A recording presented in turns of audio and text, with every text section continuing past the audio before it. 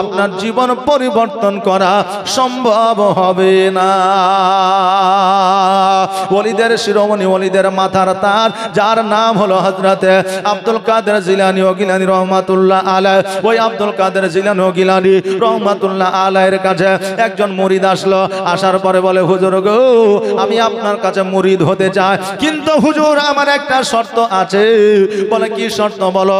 বলে, শর্ত হলো এটাই, আমি মদ্যপান করি, আমি মদ পান করব, আমি নামাজ পড়ব না, রোজা করব না, আমি চুরি করি, আমি চুরি করব। অতএব হুজুর, আমি আপনার কাছে মুরিদ হব, মদ্যপানও করব, নামাজও পড়ব না, রোজাও করব না, চুরিও করব। এই অবস্থায় কি আমাকে মুরিদ করবে? আমার বড় পীর আব্দুল কাদের জিলানী ও গিলানী রহমাতুল্লাহ আলাইহি বলে, এই আল্লাহর বান্দা, তুমি যেমন আমাকে একটা শর্ত দিয়েছো, আমি বড় পীর আব্দুল কাদের জিলানী আমিও তোমাকে একটা শর্ত দিতে চাই। ওই শর্তে যদি তুমি রাজি হইয়া যাও, আমি তোমাকে মুরিদ বানায় নিব। আমার ওই আল্লাহর বান্দা বলল, হুজুর গো, আমাকে যে কোনো শর্ত দেন, কোনো অসুবিধা নাই, কিন্তু আমাকে চুরি করতে বারণ করবেন না, নামাজ পড়তে বলবেন না, রোজা রাখতে বলবেন না, ডাকাতি করতে বারণ করবেন না, মদ্যপান করতে বারণ করবেন না। আমার বড় পীর আব্দুল কাদের জিলানী ও গিলানী রহমাতুল্লাহ আলাইহি বললেন, এ মুরিদ, যাও যাও, তোমাকে পাওয়ার এই ক্ষমতা আমি দেব, কিন্তু আমার একটা শর্ত তোমাকে মানতে হবে। বলে, কি শর্ত বলেন? বলে, শর্ত হলো এটাই, তুমি চুরি করবা বলছো, চুরি করবা, অসুবিধা নাই। তুমি ডাকাতি করবো বলছো, ডাকাতি করা অসুবিধা নাই। মদ্যপান করবা বলছো, মদ্যপান করা অসুবিধা নাই। নামাজ পড়বা না বলছো, নামাজ পড়ানো অসুবিধা নাই। রোজা করবো না বলছো, রোজা করানো অসুবিধা নাই। কিন্তু আমার শর্ত হলো এটা, তুমি যাই করো না কেন বাধা দিব না, কিন্তু মসজিদে যখন আজান হবে, ওই আজানের সময় কিছু করবা না, চুপচাপ দাঁড়ায়া দণ্ডায়মান হইয়া ওই আল্লাহু আকবার থেকে লা ইলাহা ইল্লাল্লাহ পর্যন্ত নিজ কানে শ্রবণ করবা। জোরে বলেন সুবহানাল্লাহ। ডাকাত বলছে, মসজিদে আজান হবে, তা আমার শুনতে অসুবিধা কোথায়? আজান শুনে নিব, তারপরে আমি যে কাজে লিপ্ত থাকি সে কাজ করতে আরম্ভ করে দেব। কিন্তু বাবা যে ভাইরা, খারাপ মানুষ আল্লাহর ওলির কাছে গেলে, আলেমের কাছে গেলে, ভালো মানুষের কাছে গেলে কখনো সে নিজেই পরিবর্তন হয়ে যায়, সে নিজেও জানতে পারে না। জোরে বলেন সুবহানাল্লাহ। ওই ডাকাত আমার বড় পীর আব্দুল কাদের জিলানী ও গিলানী রহমাতুল্লাহ আলাইহির কাছে মুরিদ হয়ে গেলেন। মুরিদ হয়ে যাওয়ার পরে বাড়িতে আসলে 2 দিন 3 দিন 4 দিন 5 দিন অতিবাহিত হয়ে গেল। এবার চিন্তা করে, হাই রে, আমি তো অনেক দিন ধরে চুরি করি নাই, আমার বাড়িতে টাকা নাই, পয়সা নাই, খাবার নাই, দাবার নাই, আমার বাড়িতে অভাব অনটন শুরু হয়ে গেছে। এইদিকে বাবাজি, বিবি আপনার ওই স্বামীর গায়ে তেল লাগায়া দিল। আগের যুগে চুরি করতে গেলে তেল লাগায়া চুরি করতে যাইতো, যাতে ধরা পড়লে পিছলা পালিয়ে আসে, ধরতে যেন না পারে। বাবাজি ভাইরা, আজকে বাড়িতে বিবি যদি সই হয়, বিবি যদি সঠিক হয়, বিবি যদি সঠিক জায়গায় থাকে, স্বামী হারাম কাজ করতে পারবে না। আমার ওই আল্লাহর বান্দা চুরি করার জন্য বাইরে হয়ে গেল। এবার চুরি করার জন্য বাইরে হয়ে যাওয়ার পরে এবার চিন্তা করে, কার বাড়িতে চুরি করব, কোথায় যাব, কোথায় যাব। চোর যারা হয় তারা গরিব মানুষের বাড়িতে প্রবেশ করে না, কারণ গরিব মানুষের বাড়িতে প্রবেশ করলে কিছুই তো তেমন পাবো না, আবার ধরা পড়ে গেলে মারতে কেউ বাকি রাখবে না। গরিব হলে কি হলো, কিছু চুরি করি আর না করি, ধরা যদি পড়ি তো চোর বলে যে টাকা চুরি করলো যে মার হবে, চুরি না করলেও সে মার হবে। বর্তমানে যে জায়গায় জালসাতে যাচ্ছে আমাদের এরিয়ায়, এই কানসাটে, বুঝলেন, জালসায় লোক কম। কেন জানেন? কারণ এই চোরের জন্যই। কিছুদিন আগে ফেসবুক খুললেই দেখতে পাচ্ছিলেন না যে শুধু চোর ধরছে, মারছে, পুলিশকে মারছে, এরকম দেখছিলেন না? দেখতে পাওয়া যাচ্ছিল। তো চোরের জন্য মা বোনেরা আরো বাড়ি থেকে আসছে না, যে জালসা শুনতে যাব, না জানি আমার বাড়িতে যদি আমার বাক্সটা খুলিয়া লেয়, তাহলে তো আমার সোনা দানা যা আছে সব চলে যাবে নাকি।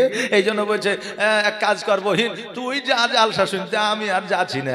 কিন্তু পরের দিন তো রাত্রিবেলায় বিছানা শুইতে পারবে, যা আপনার সোনা চুরি হয়ে গেলে আবার তৈরি করতে পারবে, জীবন যদি বেঁচে থাকে রোজগার করতে পারবে। কিন্তু আজকে এই যে যুবক ছেলেরা, এই ওড়াহারের মানুষেরা এই যে জালসাটা সাজিয়েছে, আগামী কালকে পাওয়া যাবে? যাবে যে পাওয়া যাবে? যাবে না।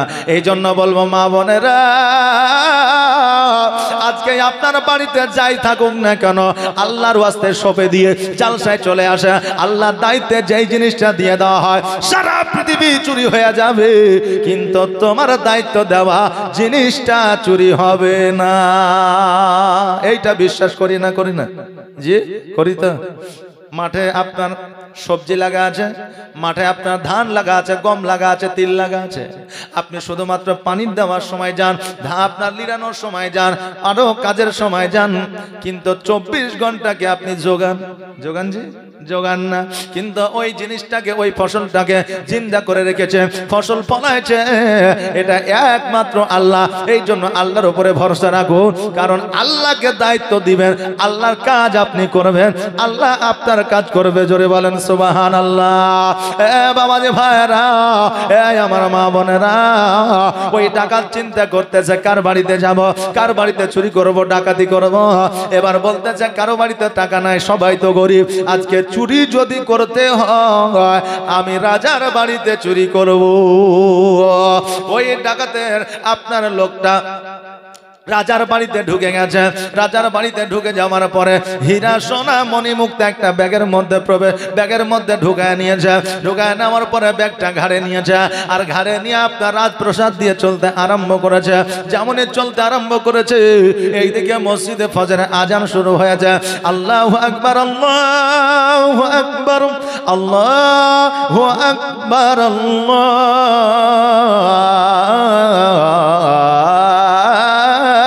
আকবার, আশহাদু আল্লা ইলাহা ইল্লাল্লাহ,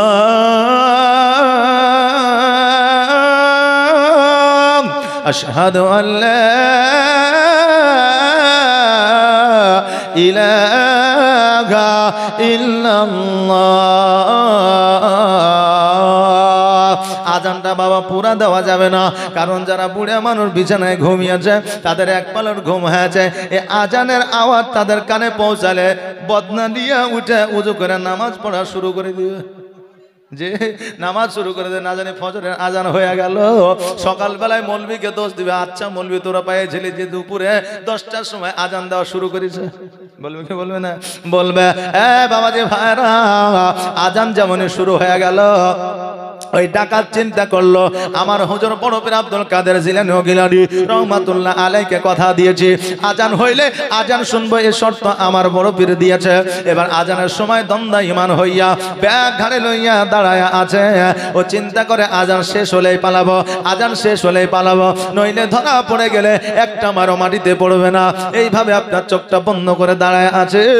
আর এইদিকে যেমন লা ইলাহা ইল্লাল্লাহ মুহাম্মাদুর রাসূলুল্লাহ বলে যেমনই আজানটা কমপ্লিট হয়ে যায়, অমনি চোখটা খুলে ব্যাগটা নিয়ে যেমনই পালাতে যাবে, অমনি দেখছে যেন তার পেছনে রাজা প্রজা সবাই যাই নামাজ লইয়া নামাজ পড়ার জন্য বসে আছে। জোরে বলেন সুবহানাল্লাহ। এবার টাকা ওই ব্যাগটা নিয়ে হতভম্ব হয়ে থমকে দাঁড়িয়ে গেছে।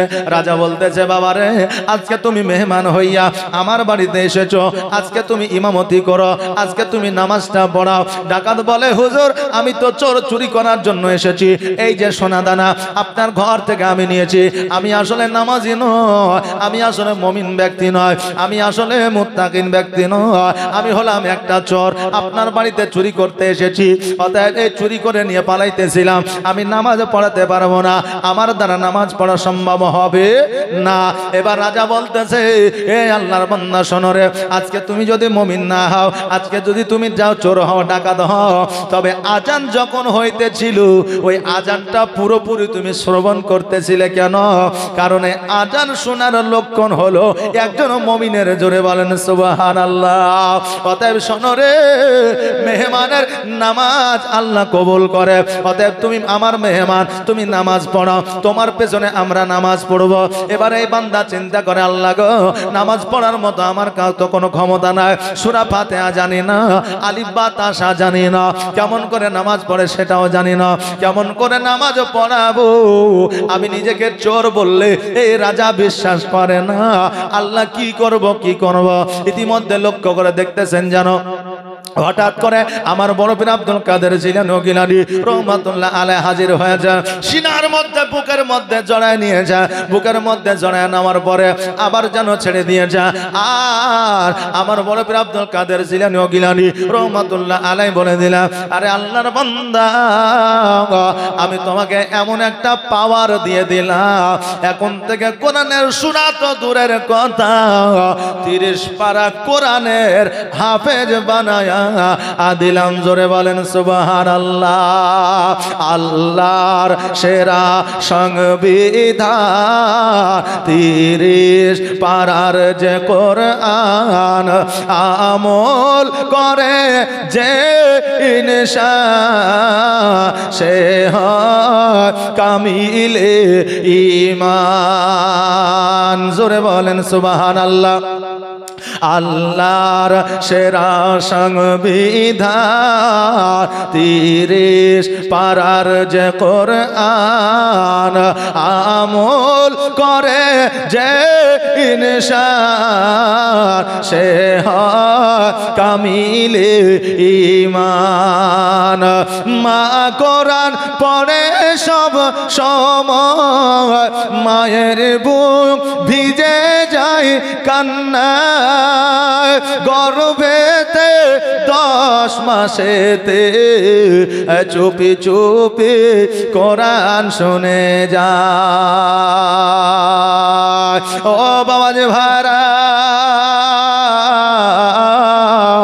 ওই ডাকাতের লোক এবার যেন বাবাজি যখন মুখ থেকে আপনার আওয়াজ শব্দ বের করতে লাগলো, দেখতে যেন কোরআন তেলাওয়াত হতে লাগলো, কোরআন সম্পর্কে তার অভিজ্ঞতা চলে আসলো, নামাজ সম্পর্কে তার অভিজ্ঞতা চলে আসলো।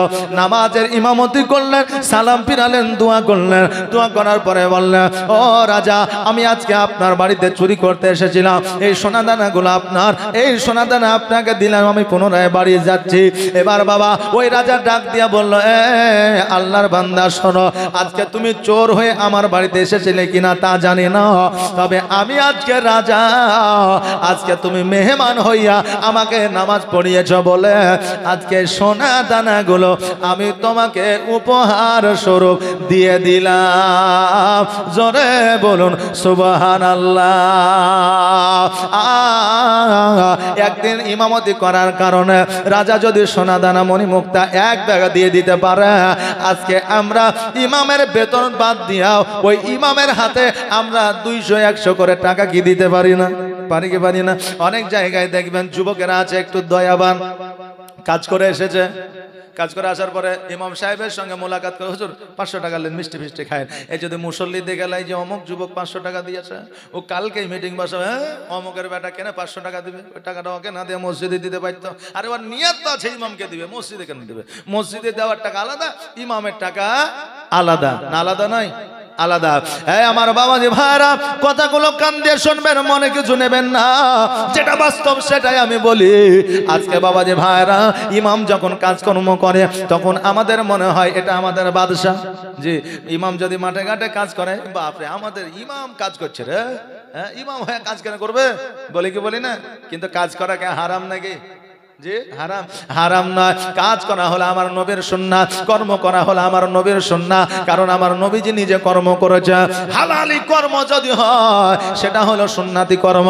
ও বাবাজি ভাইরা, ও আমার মায়েরা, আজকে ইমাম মাঠে ঘাটে কাজ করলে ইমাম বাদশা মনে হয়, কিন্তু মসজিদে এসে যখন ইমামতি করে তখন তাকে বাদশা মনে হয় না।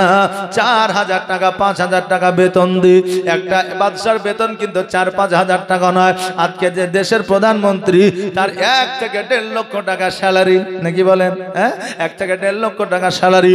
ও বাবাজি ভাইরা, আমার মায়েরা, আমি যেটা বলতেছিলাম, 1 ওয়াক্ত নামাজ পড়ার জন্য সোনা দানা টাকা পয়সা দিয়ে দিল ব্যাগ ভর্তি, ওই টাকা বাড়িতে নিয়ে আসলো। বাড়িতে রাখার পরে সঙ্গে সঙ্গে আমার বড় পীর আব্দুল কাদের জিলানী গিলানী রহমাতুল্লাহ আলাইহির দরবারে পৌঁছেছে। হুজুরকে ডাক দেয়া বলে, হুজুর গো,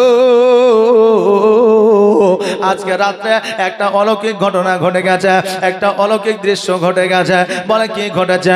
আমার বড় পীর আব্দুল কাদের জিলানী গিলানী রহমাতুল্লাহ আলাইহি সব কিছুই জানে, তবুও আমার বড় পীর বলতেছে কি হয়ে যায়? বলল হুজুর গো, চুরি করতে গিয়ে ধরা পড়েছিলাম, আমাকে তারা ইমাম মনে করলো, আমি ইমামতি করতে পারতেছিলাম না, আপনি আমাকে বুকের মধ্যে জড়ায়া ধরলে, আমি 30 পারা হাফেজ হয়ে গেলাম, নামাজ সম্পর্কে আমার অভিজ্ঞতা চলে আসলো, আমি তাদেরকে নামাজ পড়ায়া দিলাম।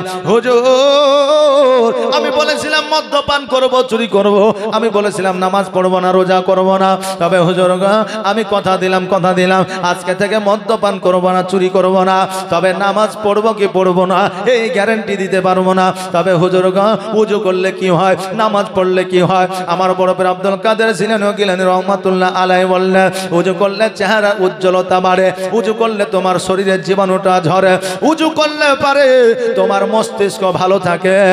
আর নামাজ পড়লে কি হয়? বলে নামাজ পড়লে তোমার শরীরে ব্যায়াম হয়, নামাজ পড়লে আল্লাহ সন্তুষ্ট হয়, নামাজ পড়লে তোমার রোগ বালা দূর হয়ে যায়, নামাজ পড়লে তোমার দোয়া কবুল হয়, নামাজ পড়লে তোমার বাড়িতে রহমত বর্ষিত হয়, নামাজ পড়লে তোমার সন্তানাদি ভালো থাকে, নামাজ পড়লে তোমার রুজি রোজগারে বরকত হয়। এবার ডাকাত বলল হুজুর গো এত ফজিলত যদি ওযু নামাজে পাওয়া যায়, এ ওযু নামাজ আমি কিয়ামত পর্যন্ত বাদ দেব ও না, জোরে বলুন সুবহানাল্লাহ।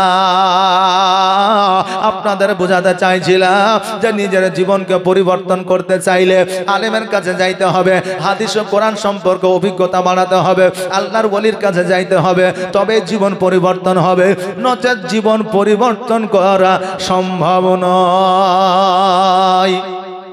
ইতিহাসের পাতা খুলে দেখেন, যারা জীবন পরিবর্তন করেছে সাহাবীদের মাধ্যম দিয়া, যারা জীবন পরিবর্তন করেছে পয়গম্বরের মাধ্যম দিয়া, যারা জীবন পরিবর্তন করেছে আল্লাহর ওলির মাধ্যম দিয়া, যারা জীবন পরিবর্তন করেছে আল্লাহর হাবিবের মাধ্যম দিয়া, যারা জীবন পরিবর্তন করেছে আলেমের মাধ্যম দিয়া, যারা জীবন পরিবর্তন করেছে ইমাম হাসান ও হোসাইনের মাধ্যম দিয়া, বাবাজি ভাইরা মাধ্যম ছাড়া জীবন পরিবর্তন করা আর সম্ভব নয়। আজকে আমার মুসা আলাইহিস সালাম রাস্তা দিয়ে চলে যাইতেছে, আল্লাহ পাক রব্বুল আলামিনকে প্রশ্ন করতেছে, আল্লাহ গো জগতের মধ্যে এত আপনি বান্দা তৈরি করেছে, এত জিন তৈরি করেছে, এত আপনার ঘোড়া তৈরি করেছে, এত আপনার ভেড়া তৈরি করেছে, এত আপনার ছাগল তৈরি করেছে, এত আপনি বাঘ তৈরি করেছেন, এত কিছু তৈরি করেছে, ও ভাই আল্লাহ এতগুলো মানুষে আপনি কেমন করে হিসাব নেবে? কারণ আপনি তো এক ওয়াহদাহু লা শারীকা লাহু। ও আল্লাহ কেমন করে এদের বিচার আপনি করবেন? আপনার দ্বারা কেমন করে সম্ভব হবে? ও বিরাদার, রাবিরা বর্ণনা করেছে আমার মুসা আলাইহিস সালাম আল্লাহ তাবারক তাআলাকে যখন প্রশ্ন করতেন, জটিলতম প্রশ্ন করতেন। একদিন মুসা কালিমুল্লাহ আল্লাহকে প্রশ্ন করছে, আল্লাহ গো মানুষকে তুমি নিদ দিয়েছো, ঘুম দিয়েছো, এই ঘুম হলো মানুষের ওষুধ, কারণ মানুষ যদি 10 দিন না ঘুমায় মানুষের রোগ বালা হয়ে যায়, হয় কি হয় না? 10 দিন যদি না ঘুমায় রোগ হয়ে যায়। ও গো আল্লাহ তুমি সবার প্রতিপালক, আজকে আল্লাহ তুমি কি ঘুমাও? আমার আল্লাহ বলতেছে মুসা কালিমুল্লাহ আমি যদি আল্লাহ ঘুমাই পৃথিবী কি পরিচালিত করবে, আসমানকে পরিচালিত করবে, জমিনকে পরিচালিত করবে, মানুষকে কে পরিচালিত করবে, মানুষকে কে রুজির ব্যবস্থা করে দেবে? বলে আল্লাহ গো আজকে আমাদের তুমি ঘুম দিয়েছ, তুমি কি ঘুমাও না? আমার আল্লাহ তাবারক তাআলা বলে, ও মুসা কালিমুল্লাহ একটা কাচের তুমি পাত্র নাও, একটা কাচের তুমি জিনিস নাও, আর কাচের জিনিসটা নামার পরে তুমি এই পার থেকে ওই পার লক্ষ্য করো, বলো তুমি এই পার ওই পারকে এই পার থেকে ওই পার দেখতে পাও কিনা? বলে পাও। বলে মুসা কালিমুল্লাহ শুনে নাও, শুনে নাও, আমি হলাম আল্লাহ তাবারক তাআলা, আমার সর্বদিক হচ্ছে সমান, অতএব আমার ঘুমের কোনো প্রয়োজন না। ওই মুসা কালিমুল্লাহ আল্লাহর দরবারে বলতেছে, আল্লাহ গো বলো বলো এতগুলো মানুষের হিসাব তুমি কেমন করে নিবে, এতগুলো মানুষকে তুমি কেমন করে পরিচালিত করো? আল্লাহ তাবারক তাআলা বলে, হে মুশা কালিমুল্লাহ তোমাকে আমি যদি কথায় বোঝাই তুমি বুঝবে না, কারণ তুমি এমন আমার একজন এমন পয়গম্বর, এমন তুমি আমার রাসূল যে তোমাকে বুঝাইলে তুমি বুঝতে চাও না। অতএব শোনো রে, আজকে তোমাকে আমি বলতে চাই, আজকে তোমাকে আমি প্র্যাকটিক্যালে বোঝাতে চাই। বলে হুজুর প্র্যাকটিক্যাল, বলে আল্লাহ গো আমাকে প্র্যাকটিক্যালে তুমি বুঝায় দাও। আল্লাহ পাক রব্বুল আলামিন একটা ময়ূর পাঠালে আর বললে শোনো রে, এই ময়ূরটাকে তুমি জবাই করো, ময়ূরটাকে জবাই করে তার মাংসগুলো ছিন্ন বিচ্ছিন্ন করে কাটো। একটা কাক পাঠালে বলে কাকটাকে তুমি জবাই করো, এই কাকটাকে জবাই করার পরে এই কাকটার মাংসটাকে তুমি চূর্ণ বিচূর্ণ করো। একটা মুরগি পাঠালো, মুরগি পাঠানোর পরে বললো এই মুরগিটাকে জবাই করো, তারপরে চূর্ণ বিচূর্ণ করো। একটা পাতিলা না, আর ওই পাতিলার মধ্যে তুমি এই গোশতগুলো ঢোকায় দাও, আর এই গোশতগুলো দেওয়ার পরে রান্না বান্না তুমি শুরু করে দাও। উনুনের মধ্যে আপনার চাপায়া দিল, এই থেকে অগ্নি দেওয়া হলো, আগুন দেওয়া হলো। আগুন দেওয়ার পরে মাংসগুলো গোশতগুলো আপনার নাড়তে আরম্ভ করলে, নাড়তে নাড়তে ওই মাংসগুলো যেন আপনার ভাজা হয়ে গেল, ওই গোশতগুলো যেন আপনার ভাজা হয়ে গেল।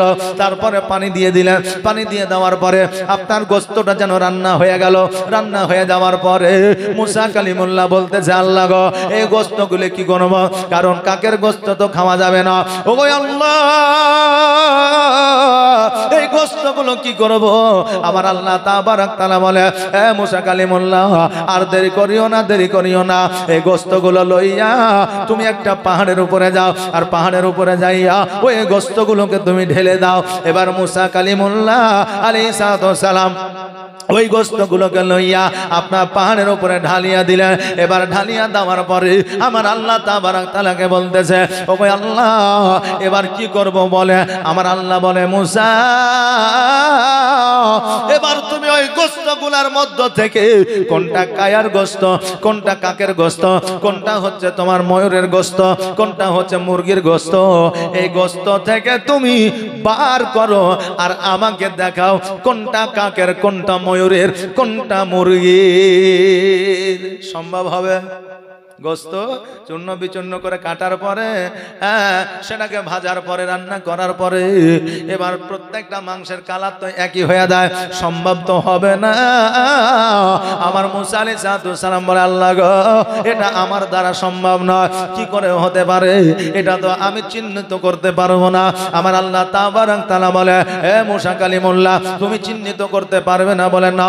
বলে শোনো গো আমি তোমাকে বলছি, তুমি বলো এ ময়ূর তুমি এই দিকে আসো, এই কথাটা তুমি একবার বলো। হযরত মুসা আলাইহিস সালাম জোর গলায় বললেন এ ময়ূর তুমি আমার কাছে আসো। ময়ূরের যে গোশতগুলো ছিল সবগুলো একত্রিত হইয়া ময়ূর তৈরি হয়ে যাইয়া আমার মুসা আলাইহিস সালামের কাছে হাজির হয়ে গেল। জোরে বলেন সুবহানাল্লাহ। ময়ূর হাজির হয়ে গেল। আল্লাহ তাবারক তাআলা বলে হে মুসা কালিমুল্লাহ এবার বলো মুরগি তুমি কোথায় আছো? আমার কাছে হাজির হয়ে যাও। আবার যখন মুরগিকে বলা হলো মুরগির গোশতগুলো একত্রিত হয়ে গেল, জিন্দা হয়ে গেল, মুসা কালিমুল্লাহর কাছে হাজির হয়ে গেল। বলে এবার বলো কাক তুমি কোথায়? কাকের মাংসগুলো একত্রিত হয়ে গেল, আবার কাক যেন তৈরি হয়ে গেল, ওই কাক যেন আমার মুসা কালিমুল্লাহর কাছে হাজির হয়ে গেল। আমার আল্লাহ বলে মুসা কালিমুল্লাহ আজকে তুমি জানো যেমন ময়ূর, কাক আর মুরগির মাংস কোনটা তুমি চিনতে পারলে না, আজকে তোমার যেমন ক্ষমতা হইল না, আমি আল্লাহ এত একত্রিত হওয়ার পরেও আমি কাক, ময়ূর আর মুরগি বার করে দিলাম। আমার এতটা পাওয়ার, এতটা ক্ষমতা ও মুসা কালিমুল্লাহ সেই দিন কিয়ামতের দিন আমি প্রত্যেকটা মানুষের আমি বিচার করব। প্রত্যেককে যখন আমি ডাকবো প্রত্যেকে এইরকম ভাবে কবর থেকে উঠে চলে আসবে। জোরে বলেন সুবহানাল্লাহ। মুসা আলাইহিস সালাম বলে আল্লাহ গো তোমার মহিমা বোঝা বড় দা, তোমার মহিমা আমি বুঝতে পারি না, তোমার মহিমা আমি বুঝতে পারবো না, কারণ আল্লাহর মহিমা জগতের কেউ বুঝতে পারে না, কারণ আল্লাহ যেটা জানে জগতের মানুষ সেটা জানে না।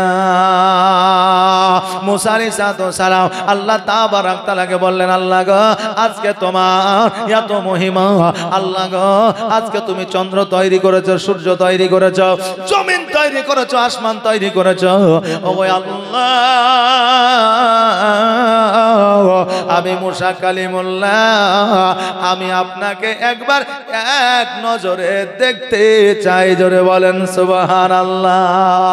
আল্লাহ বলতেছে মুসা তুমি আমাকে দেখতে পারবে না, তুমি আমাকে দেখতে পারবে না। এই জন্য দেখতে পারবে না, আমাকে দেখতে হলে 70টা পর্দা ভেদ করে আসতে হবে। আর এই 70টা পর্দার মধ্যে এক একটা পর্দা পার করতে 5000 বছর সময় লাগে। জোরে বলেন সুবহানাল্লাহ। এই 70টা পর্দার মধ্যে একটা পর্দা যদি তুমি অতিক্রম করো তবে তোমার শরীর আর থাকবে না, আবার নূরের তাজাল্লা তোমার শরীর কয়লা হয়ে যাবে। মুসা আলাইহিস সালাম বলে আল্লাহ গো তবু আমি আপনাকে দেখব। মুসা আলাইহিস সালামের একটা যেন আমার আল্লাহকে দেখার, আল্লাহকে দিদার করার একটা জোশ ও জাজবা তিনার মনের মধ্যে চলে আসলো। তিনি দেখবেন এইরকম একটা জেদ নিয়ে আপনার বসে থাকলো। আল্লাহ তাবারাক তাআলা অনেকবার মুসা আলাইহিস সালামকে বোঝানোর চেষ্টা করলেন, কিন্তু মুসা আলাইহি ওয়াসাল্লাম কোনো মতে বুঝতে চাইল না। আল্লাহকে দেখা যায় তবে কারো সঙ্গ লাভ করে দেখা যায়। আল্লাহ আপনিও দেখতে পারে, আমিও দেখতে পারি, কিন্তু সর্বপ্রথম আল্লাহর নৈকট্য লাভ করতে হবে। খোদা তোমায় ডাকতে জানি না, আর ডাকার মতো ডাকলে খোদা কেমনে শোনো না। আল্লাহকে কেমন করে ডাকতে হয় সেটাই মোরা জানি না। আর এখন বর্তমানে মানুষ নামাজটাই সঠিকভাবে পড়তে জানে না, নামাজটা কিভাবে পড়বে সেটাই জানে না। তো আল্লাহকে ডাকা তো দূরের কথা। এক যুবকের নতুন বিয়ে হয়েছে, শ্বশুর বাড়ি গেছে বুঝলেন। এবার শ্বশুর বাড়ি যাওয়ার পরে সেদিন ছিল জুম্মার দিন। এখন শাশুড়ি বলছে বেটা জুম্মার দিনে নামাজ পড়তে যাবে না, কারণ আমাদের এলাকাটা হলো আল্লাহর ওলির এলাকা, আর নামাজ যদি পড়তে না যাও এলাকার মানুষ বলবে দেখ নতুন জামাই কমসে কম জুম্মাটা তো পড়বে, অতএব তোমার শ্বশুরের মান সম্মানটা যাবে, তো এক কাজ করো নামাজটা একটু পড়ে আসো। এখন জামাই বলছে মা জীবনও তো নামাজ পড়িনি, মসজিদেও যাইনি, নামাজ কেমন করে পড়ে তাও তো জানি না।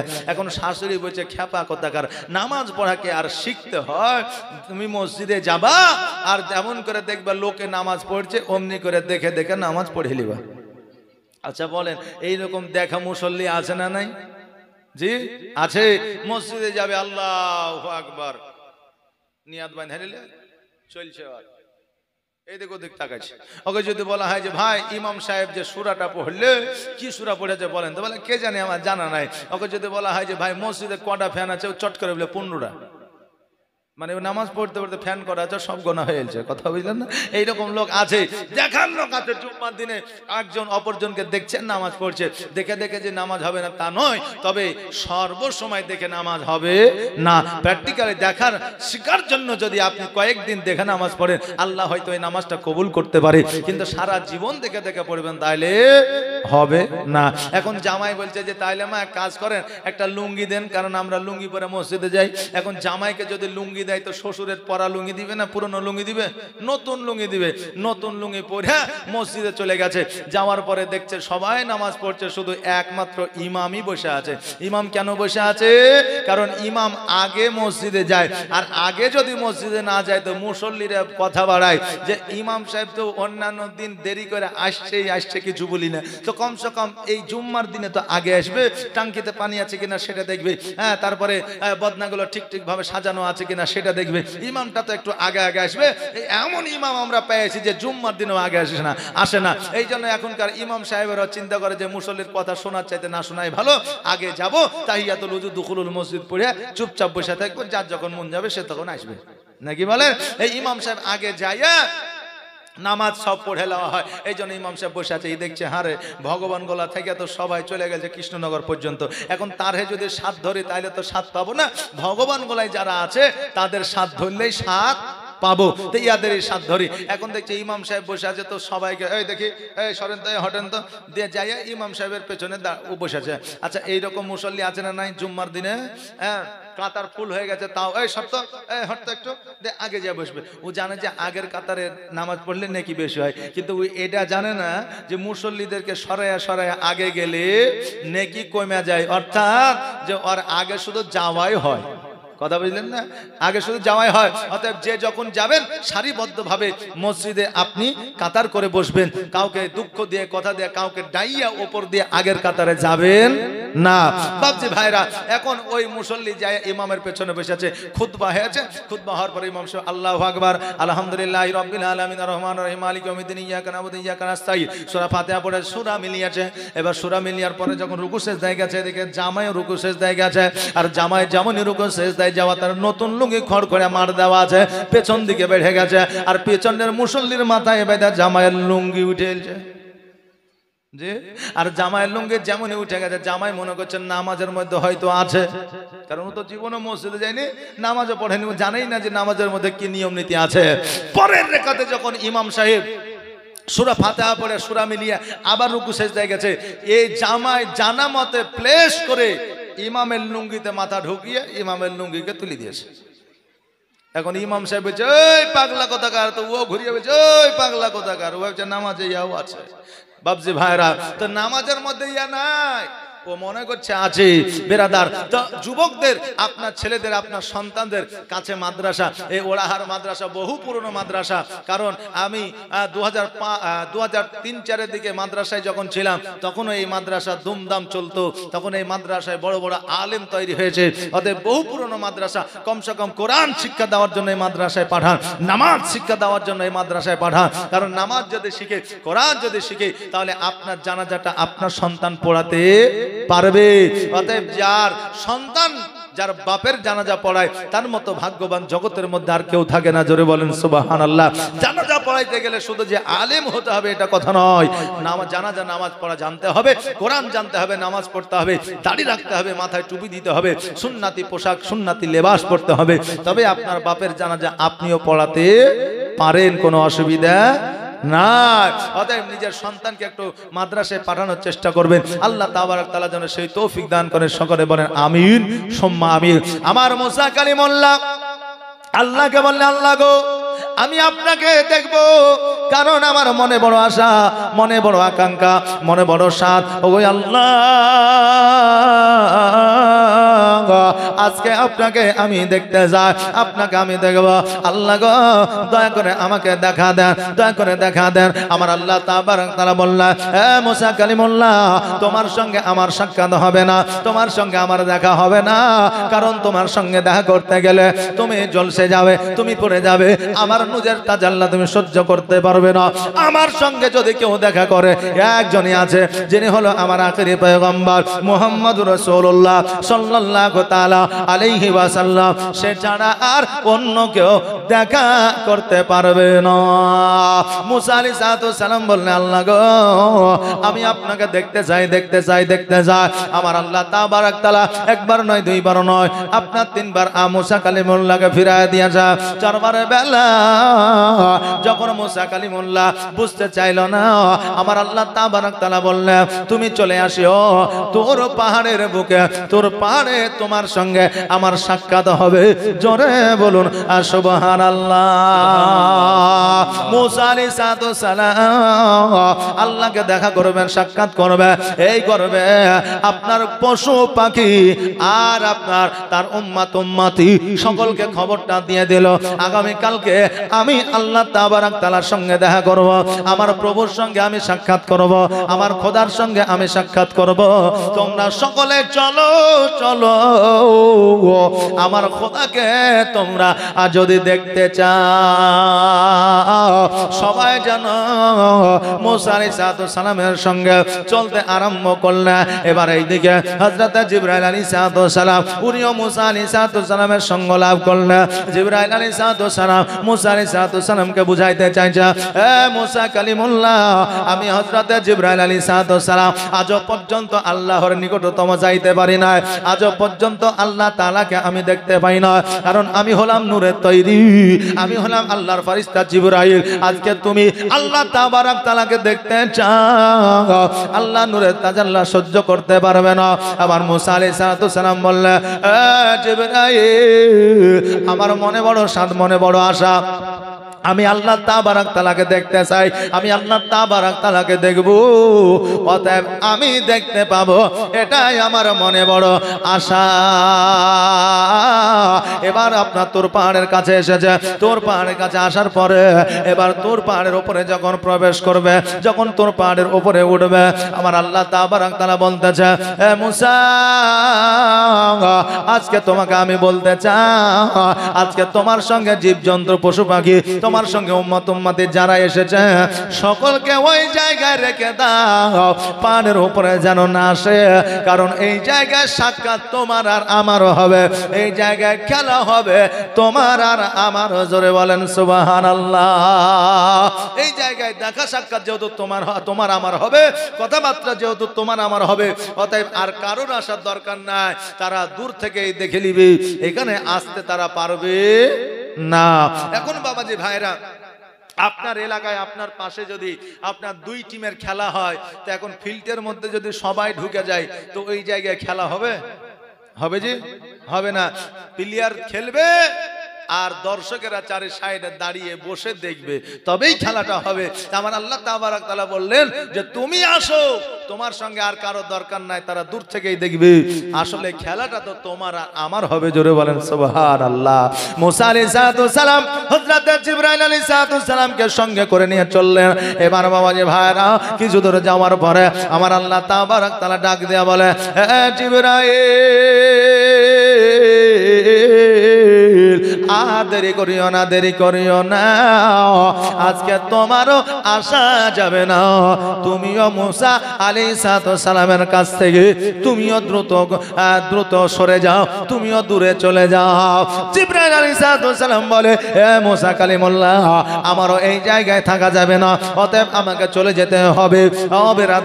হযরত জিবরাইল আলাইহিস সালাম যখন ওই জায়গা থেকে চলে গেল, চারদিকে 12 কিলোমিটার করে রাবিরা বর্ণনা করেছেন, সামনে 12 কিলোমিটার, পেছনে 12 কিলোমিটার, ডানে 12 কিলোমিটার, বামে 12 কিলোমিটার, এতদূর পর্যন্ত পুরোপুরি ভাবে অন্ধকার হয়ে গেল। যখনই অন্ধকার হয়ে গেল, মুসা আলাইহিস সালামের মনের মধ্যে একটু ভয় ও ভীতি ঢুকে গেল, কিন্তু আল্লাহকে দেখার আশা, এই আশাটা মুসা কালিমুল্লাহ ছাড়ে না। এই মনের আশা আকাঙ্ক্ষা আমার মুসা কালিমুল্লাহর দূর হয় না, কারণ মনে যদি আশা থাকে, আকাঙ্ক্ষা থাকে, দেখবেন আপনার স্বপ্নটা পূরণ হবে। আর যদি মনে আশা আকাঙ্ক্ষা না থাকে, শুধুমাত্র চোখেই দেখেন, ওই স্বপ্ন কোনোদিন পূরণ হবে না। মদিনা যতই যাব মনে করে, আপনার তকদিরে, আপনার নসিবে যদি না থাকে, আপনার মদিনা যাওয়া হবে না। আর মনের মধ্যে যদি নিয়ত থাকে, দেখবেন একদিন না একদিন মদিনা যাওয়া হবে। ও মদিনার মাটি রে, সকল শোক বুঝি তোর কপালে। ও মদিনার মাটি রে, সকল শোক বুঝি তোর কপালে। ও মদিনারে, তোর বুকে আমার নবী, যার লাগি পাগল সবে, যার জন্য হইল সৃষ্টি ত্রিভুবন। কাঁদি আমি সারাক্ষণে, কখন যাব সেখানে, কাঁদি আমি সারাক্ষণে, কখন যাব সেখানে।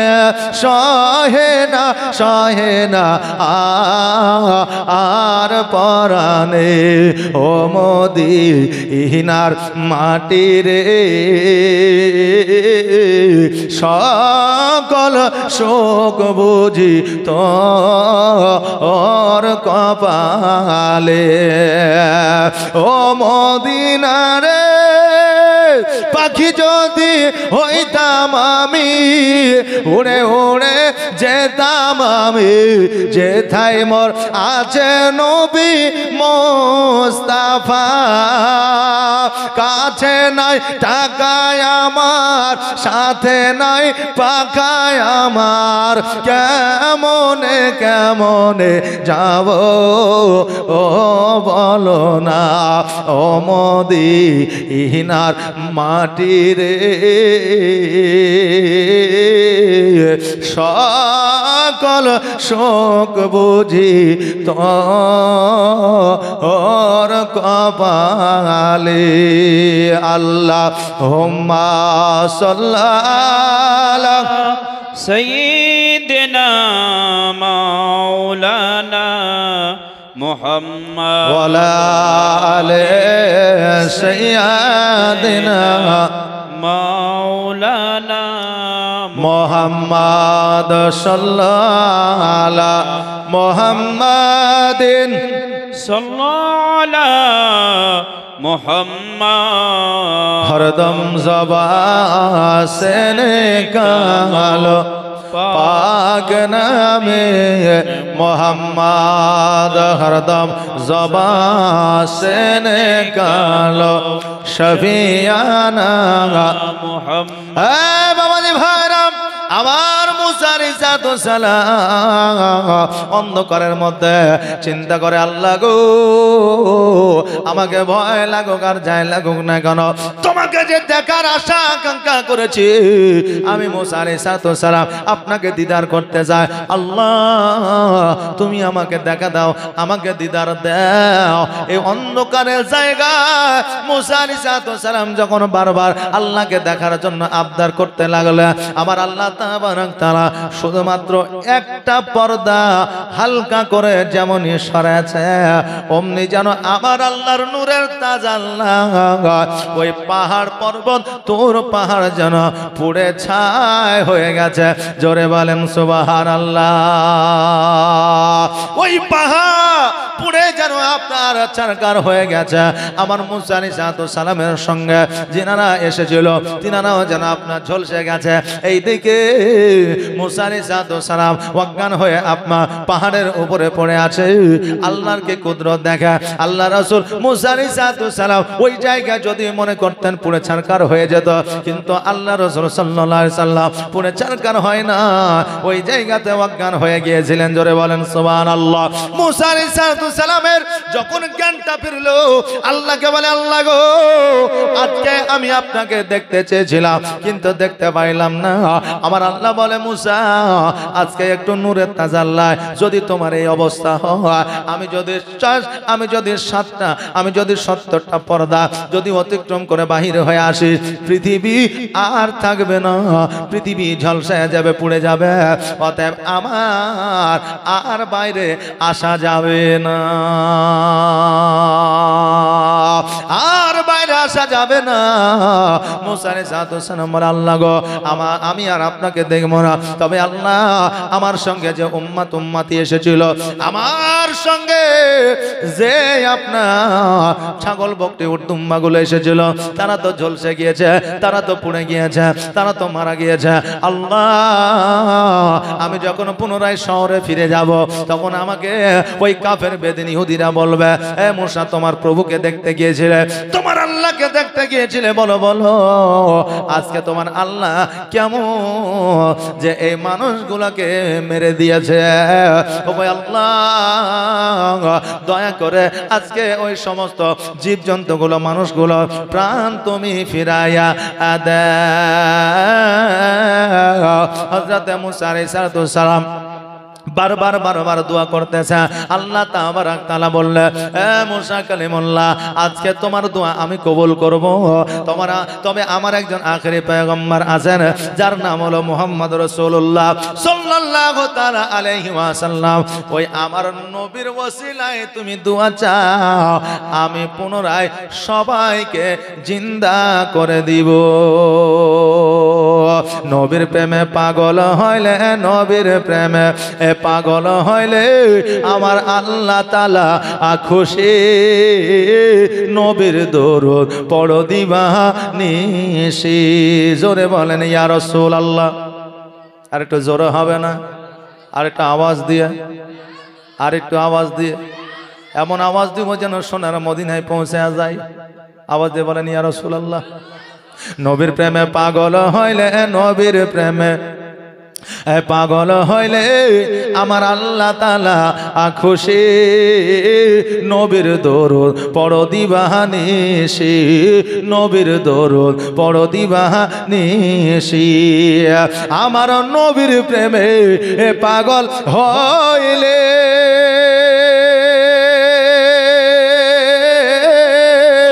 ওকে আল্লাহ তাআলার দিদার মিলে গো।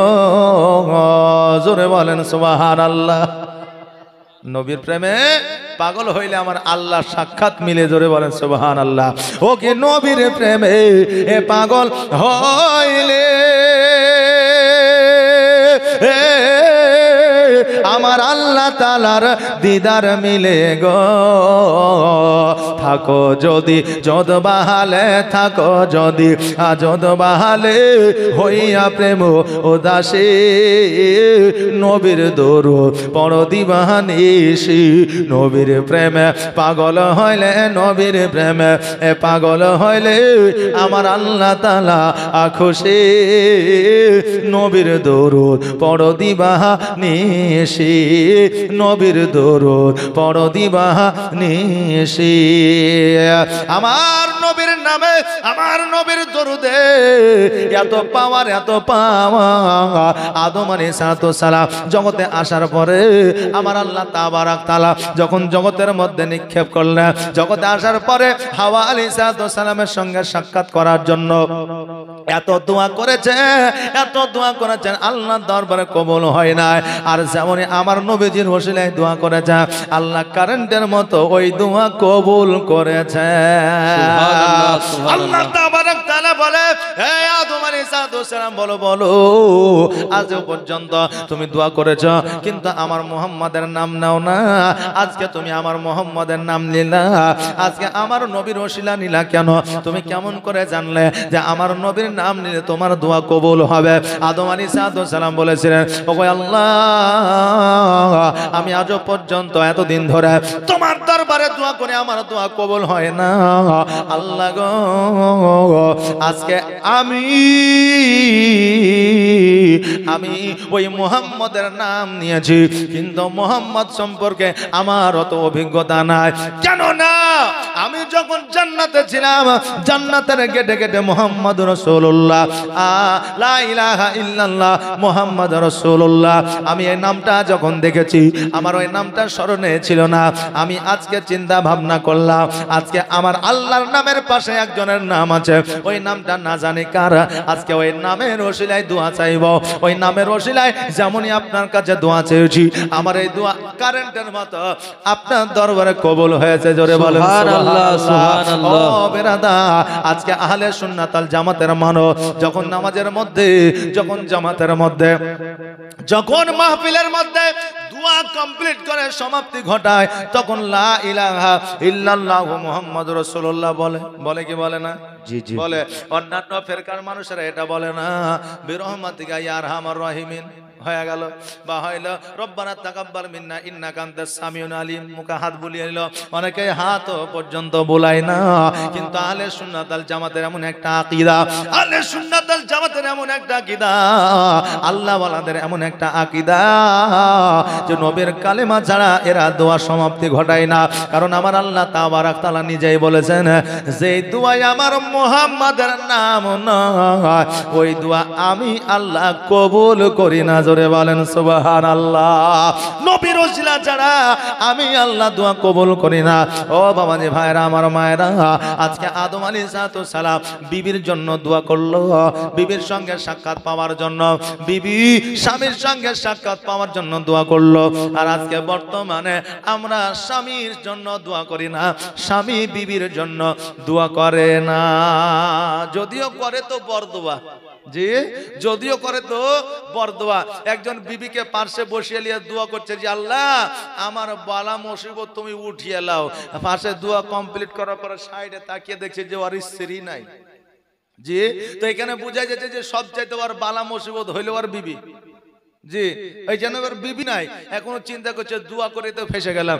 কারণ বিবিরা এই জন্য মুসিবত যে বিবিদেরকে বলা হলো যে স্বামীর সঙ্গে ইয়ার্কি করো, এরা ইয়ার্কি করে দেওয়ারের সঙ্গে। বিবিদেরকে বলা হলো স্বামীর কাছে সাজাগুজো করো, এরা সাজাগুজো করে যখন মার্কেটে যখন বাজারে যায়। আর স্বামীর কাছে তারা কালি মেখে রান্না বান্না করে আপনার সব চাইতে যেটা পুরনো কাপড় সেই কাপড়টা পরিধান করে তারা বাড়িতে থাকে। এই জন্য বেরাদানে মিল্লাতে ইসলামিয়া আমার রাসূল পাক সাল্লাল্লাহু আলাইহি সাল্লাম বলেছেন যে স্বামীর সঙ্গে ইয়ার্কি করা হলো সুন্নাত। একজন বিবি শুনেছে আলেমের মুখে যে স্বামীর সঙ্গে ইয়ার্কি করা সুন্নাত, স্বামীর সঙ্গে ইয়ার্কি করলে নেকি পাওয়া যায়। পরের দিন বাড়িতে যাইয়া আপনার চুপচাপ বাড়িতে বসে আপনার বিড়ি বাঁধছে। এইদিকে স্বামী ইনফিন করে জামা টামা লাগিয়ে মোটরসাইকেল লেবার হয়েছে, বিবি তাড়াতাড়ি করে বিড়ি বাঁধা বাঁধিয়ে এক বালতি পানি চিপে ওই পানি স্বামীর গায়ে ছিটিয়ে দিয়েছে। আর যেমনই ছিটিয়ে দেওয়া অমনি এক চর। পরের দিন এসে বলছে মৌলভী সাহেব আপনি যে মশলাটা বলেছেন এই মশলা তো গালাত ভুল। বলে কেন? বলে আপনি বললেন যে স্বামীর সঙ্গে ইয়ার্কি করলে ভালো, ইয়ার্কি করলে নাকি নেকি পাওয়া যায়, ইয়ার্কি করলে নাকি সব পাওয়া যায়। তা আমি তো ইয়ার্কি করতে যে মার খেলাম। তখন মৌলভী বলছে যে কেমন ইয়ার্কি করেছ? বলে আমার স্বামী বাজার যাইছিল, এক বালতি পানি ছিটিয়ে দিয়েছে। বলে এক বালতি পানি ছিটাইছ? বলে হ্যাঁ। তোমাকে আরো মারে নিয়ে তোমার কপাল। বলে কেন? বলে এটা কি মাস? বলছে এটা মাঘ মাস। বলে খেপি কথাকার মাঘ মাসে অনেকে 7 দিন 10 দিন এমনিতেই গা ধয় না। আরে মাঘ মাসে তুমি পানি ছিটিয়ে আর কি করেছ? হ্যাঁ তোমাকে আরো মারে নিয়ে তোমার কপাল। তো ইয়ার্কি করা জায়েজ আছে বলে স্বামীর সঙ্গে সব সময় ইয়ার্কি করলে হবে না, ইয়ার্কি করার একটা সময় আছে। এখন স্বামী পেঁয়াজ লাগিয়ে ঘাড়ে কোদল নিয়ে বাড়িতে এসে বলছে কই গো রহিমের মা এক গ্লাস পানি দাও তো। এখন পানি আনা বাদ দিয়ে ও যদি একবার চোখ মেরা যদি বলে কেমন লাগলো, তো আর ওই চোখ মারা কাজে লাগবে? যে লাগবে, যে লাগবে না। তো ইয়ার্কি করার একটা সময় আছে, সেই সময় ইয়ার্কি করবে তবেই নাকি পাওয়া যাবে, সব পাওয়া যাবে। আমার রাসূল বলেছে স্বামী যদি কর্ম করিয়া যদি রাত্রে বিছানায় শুয়ে থাকে, বিবি যদি ওই স্বামীর মাথাটা টিপে দেয় তো ওই নারীর জন্য জাহান্নামের আগুন হারাম হয়ে যায়। জোরে বলেন সুবহানাল্লাহ। ভাইরা আমার মায়েরা, তাই আমি মায়েদের বলবো স্বামীদের সেবা করুন, খিদমত করুন। এবং আমি স্বামীদেরও বলবো যে বিবিদের প্রতি অত্যাচার বন্ধ করুন। বাবজি ভাইরা আমার মায়েরা, স্বামী আর স্ত্রী মহব্বত এত সুন্দর, যেই সুন্দর আপনার আখলাক চরিত্র ব্যবহার দেখে কিয়ামতের দিন আমার রাসূল বলেছে সব চাইতে আগে যদি কারো সঙ্গে সাক্ষাৎ হয় সেটা হবে স্বামী আর স্ত্রী। জোরে বলেন সুবহানাল্লাহ। স্বামী আর স্ত্রীর মধ্যে সাক্ষাৎ হবে আগে। তবে আমার নারীরা তখনও কিন্তু হিংসা করবে, কিয়ামতের দিনও হিংসা করবে। এখন যেমন হিংসা করে, যদি বলা হয় বিবি কথা শুনছে না, যেমনই বলবে কথা শুনবে না, দাঁড়া আর একটা বিয়ে করবো, তাহলে এবার সব কথা শুনবে। আজকে বিবিরা যদি রাগ করে স্বামীদের রাগ মানাতে হয়। জি আর আগে স্বামীরা রাগ করলে বিবিরা মানাইতো। কেন বলেন তো? আগেদের স্বামীদের 2টা 3টা করে বিবি থাকতো, আর এখনকার স্বামীদের একটা করে বিবি। কথা বললেন না? আগে যদি স্বামী রাগ করতো তুই থাকলে এদের চললাম জরিনার মার কাছে, যাইও না, ভুল তো আমারে তুমি ক্ষমা করে দাও, যাইও না। আর এখন যদি বলে তুই রাগ করে তো যেখানে যাওয়া যাও, কারণ জানে যে আমি ছাড়া তার গতি নাই। কথা বুঝলেন না? এই জন্য এখন মায়েদের রাগ স্বামীদের ভাঙাইতে হয়। এই আমার মা বোনেরা, যেই কথাটা আমি বলতেছিলাম যে আজকে বর্তমানে রাগ